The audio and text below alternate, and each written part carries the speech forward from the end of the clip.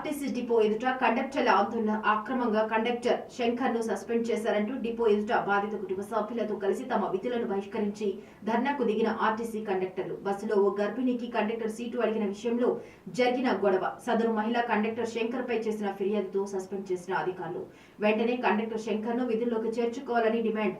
తిరిగి విధుల్లోకి తీసుకునేంత వరకు తమ ఆందోళన విరమించబోమని తేల్చి చెప్పిన ఆర్టీసీ కండక్టర్లు.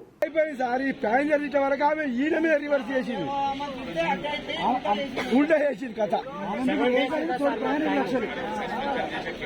కేసుగా సార్ సిఐ చేసిన తప్పుడు నివేదిక వల్ల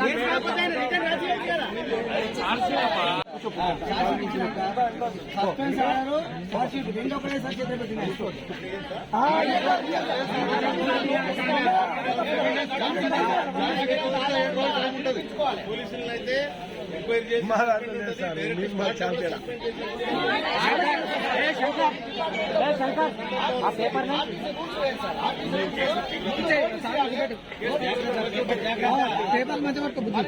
ఇంత అవమానకరం జరిగితే ఆ మహిళకు మరి ఎంత అవమానపడాలి.